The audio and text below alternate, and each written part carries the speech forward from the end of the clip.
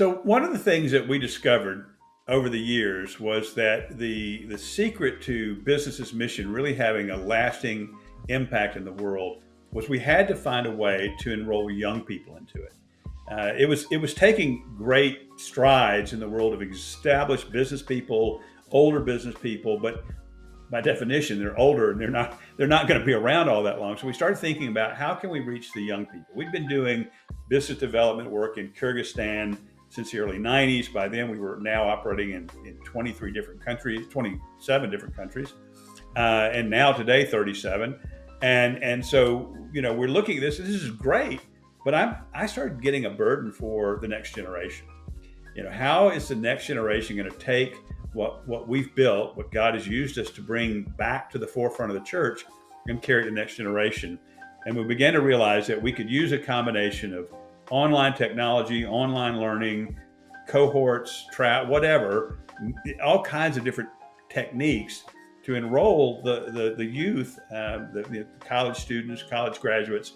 But we were up against something we had never imagined. We were up against the system. And by the system, I mean the Christian system.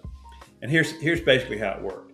If you were in college, if you were in a university, and you either come to know Christ or you came in knowing Christ, but you really got serious about your walk with Christ, you're in love with Jesus Christ, but you also recognize that business is a great thing. You love business, and you want to be in business. And so you come out of school, and the system, the way things were, still is, the way things are, give you two options. You can either go into ministry, that's one path. You love Jesus, you should go into ministry. And so off you go to seminary, or you can go into business. And so now you go out and you become a faithful layman, you give a lot of money, you finance the ministry of other people. That's the other path. So we kept recognizing this two-path system and realized this is wrong. This is not biblical. It's not kingdom-oriented. And we began to realize there is a third way.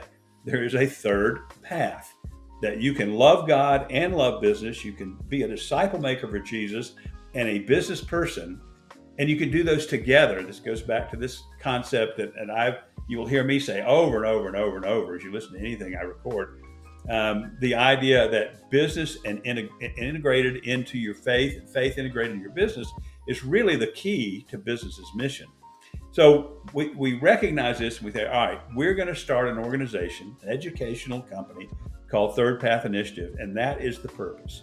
It is to say to people, it was to say originally to students and recent graduates, hey guys, there is a third way for you. There's a third path, and we will walk with you, we'll coach you, we'll teach you how to integrate faith and work together for the glory of God, with an emphasis on working among the unreached. Not limited to that, but with an emphasis on thinking globally, not just thinking locally. One story that I kind of laugh about it. When I was at Dallas Seminary, which I loved being there, great school, had a wonderful time there. I was older. I'd actually been a pastor for 10 years before I went. I was pastoring a church while I was there. And so I was older than most of the students. A lot of them were fresh out of college. And we began to discover, a good friend of mine was kind of in the same boat from Canada. We began to discover a pattern that these folks, these guys primarily, were coming out of college. They either met Christ or they'd been discipled by some group like Campus Crusade or Navigators or InterVarsity. And for them, the next logical step was to come to Dallas Seminary. That's that was the pinnacle of their journey. But we began to look at them and recognize, and I in particular began to think, should they be here? And I don't mean in an evaluation. These are good men, godly men. But is this the right path for them? And I would challenge them. I wasn't trying to dissuade them, but I would challenge them on, is this the path God has for you? Why are you here? Are you called to be a pastor, or are you called to be something else, a business person, for example? And, most of them couldn't have that conversation. But there was this one guy in particular, his name is Rich. And after we got to know each other, we became very close friends. And he finally told me, he says, I'm really wrestling with this question. I said, good. I'm not telling you the answer, but I'm really glad you're wrestling with it. Well, he finally ended up going home. He was from Alabama. He went home to Alabama, and he wrote me about 6 months later, he said, I was going to tell you, you kind of saved my life because I was on a path of pastoral ministry and that was not my calling. I simply thought that's what I was supposed to do because I wanted to make disciples and I love Jesus. And that was the path. He said, you showed me a third path. You showed me there was another way, that I could walk with God in business faithfully. And while I don't want to clean out the seminaries, I don't want a bunch of people to leave school, I do want people to ask themselves, are you on the path you're on because you thought it was the only option? Did you have blinders on? Was there something that said, either ministry or business, and you never considered the option, the alternative of saying, maybe I can do both. Maybe there's a way to do both at the same time. That's how Third Path started. And so philosophically, you can see, situationally, you can see, and then personally, this experience with Rich kind of nailed into my mind. We need to have resources that focus on college students, college graduates, young men and women who love Jesus and love business, and show them they can make a global missional impact by walking with God in business. Now, there's another way I think about this too, and this is where my real passion is the nationals in other countries. The last thing I think the world needs is more Americans going overseas to live. Not that they shouldn't, and I'll clarify that. I believe you should do whatever God tells you to do. But the model, the mindset, the paradigm that says missions is all about particularly American people or British people going to another country where it'll take years to reach any level of effectiveness is the way. It is a way. But what about equipping national believers to do business as mission? Well, what we find there is the same mindset.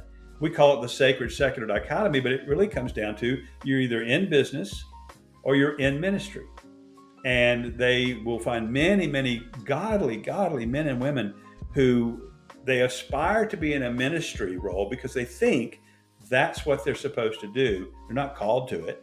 They will even tell you, I don't have a sense of call. It just seems like where I'm supposed to be. Trying to say to them, there is this third path. And our focus now is really, we want to equip Westerners to go and live out their faith in business. And that's still necessary.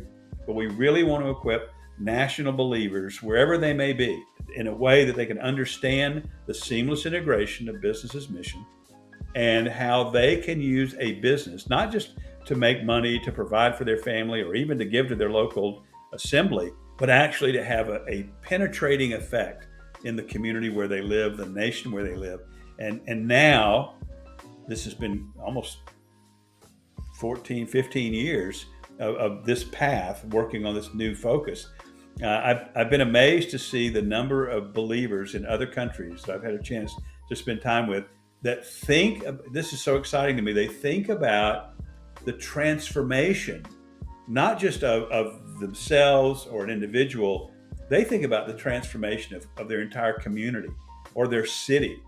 And I was recently in Colombia, South America, where there was a group praying fervently. These are all young people praying fervently for God to transform their nation, to transform Colombia for the glory of Jesus Christ. So to me, that's becoming, it's like the vision of Third Path is starting to take shape in front of my very eyes, that there are actually people that see and are living out in this next generation the integration of faith and ministry, the integration of business as mission, and they're focused on societal transformation, individual discipleship, of course, congregations of disciples, which is really what a church is, and ultimately seeing entire nations transformed for the glory of God.